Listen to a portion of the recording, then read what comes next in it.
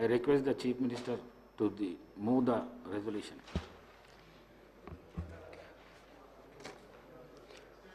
Speaker, sir, with your permission, I beg to move the resolution.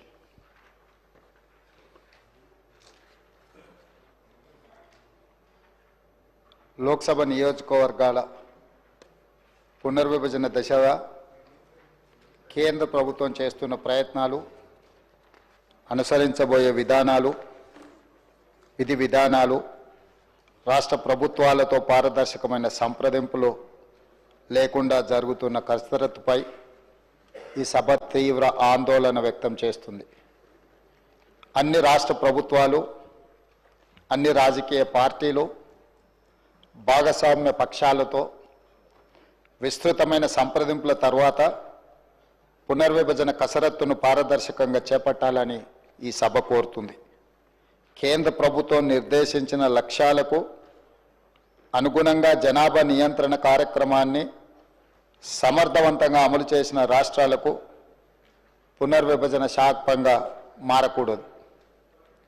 జాతీయ జనాభా స్థిరీకరణ ఉద్దేశంతో చేపట్టిన 42, 84 మరియు 87వ రాజ్యాంగ సవరణల లక్ష్యాలు ఇంకా నెరవేరలేదని చెప్పుకోవాలి.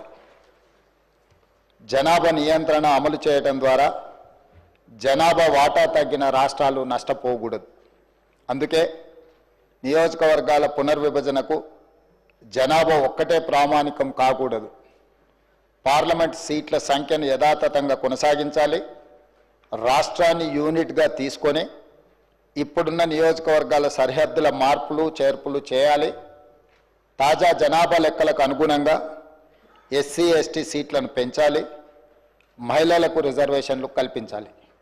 అంతేకాకుండా ప్రాతినిధ్య ప్రజాస్వామ్యాన్ని బలోపేతం చేయడానికి తాజా జనాభా లెక్కల ప్రకారం మరియు ఆంధ్రప్రదేశ్ పునర్విభజన చట్టం 2014లో నిర్దేశించిన మేరకు ప్రస్తుతం ఉన్న 119 అసెంబ్లీ నియోజకవర్గాలను 153 వరకు తక్షణమే పెంచాలని ఈ సభ తీర్మానిస్తుంది.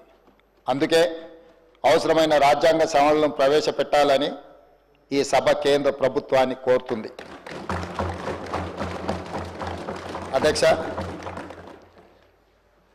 ఈరోజు దక్షిణాది రాష్ట్రాలు పార్టీలకు, ప్రభుత్వాలకు అతీతంగా ఈ దక్షిణాది రాష్ట్రాలలో ప్రాతినిధ్యం వహిస్తున్న ప్రజా సంఘాలు ప్రజా హక్కుల కోసం నిరంతరం, రాజ్యాంగ విలువలను కాపాడడం కోసం నిరంతరం ప్రయత్నం చేస్తున్న అన్ని శక్తులు, సంస్థలు ఒక ఆందోళనకరమైన పరిస్థితుల్లో చిక్కుకున్నాయి. దీనికి ప్రధానంగా ఈ మధ్యకాలంలో కేంద్ర ప్రభుత్వం పార్లమెంటు నియోజకవర్గాల పునర్విభజననే కాదు, పార్లమెంటు నియోజకవర్గాల పెంపుకు సంబంధించిన ప్రక్రియ మీద కూడా మాట్లాడడం మొదలుపెట్టింది. ఈ పార్లమెంటు నియోజకవర్గాల పునర్విభజన కానీ నియోజకవర్గాల పెంపు కార్యక్రమం అనేది జనాభా ప్రాతిపదికన జరుగుతుంది. గతంలో 4 సార్లు నియోజకవర్గాల పునర్విభజన జరిగినప్పుడు జనాభా ప్రాతిపదికన చేపట్టిన నియోజకవర్గాల పునర్విభజన విధి విధానాలే మన రాజ్యాంగంలో, మన విధానాలలో పొందుపరచడం జరిగింది. అయితే 1971 జనాభా తర్వాత నియోజకవర్గాల పునర్విభజన అంశం ప్రతిపాదనకు వచ్చినప్పుడు ఆనాటి ప్రధానమంత్రి శ్రీమతి ఇందిరాగాంధీ గారు జనాభా ప్రాతిపదికన నియోజకవర్గాల పునర్విభజన జరిగితే రాష్ట్రాల మధ్యలో అంతరం పెరుగుతుంది, రాష్ట్రాల మధ్యలో సుహృద్భావమైన వాతావరణం చెడిపోతుందన్న ఆలోచనతోనే రాజ్యాంగాన్ని సవరించడం ద్వారా 25 సంవత్సరాలు వివిధ రాష్ట్రాలలో ఉన్న నెంబర్ ప్రకారమే నియోజకవర్గాల పునర్విభజన చేయాలని ఆనాడు చట్టాన్ని సవరించారు. దాంట్లో భాగంగా 543 పార్లమెంటు నియోజకవర్గాలను ఇప్పుడున్న దక్షిణాది రాష్ట్రాలలో కేరళ, తమిళనాడు, పుదుచ్చేరి, తెలంగాణ, ఆంధ్రప్రదేశ్, కర్ణాటక ఈ 6 రాష్ట్రాలలో 130 పార్లమెంటు నియోజకవర్గాలు ఉన్నాయి.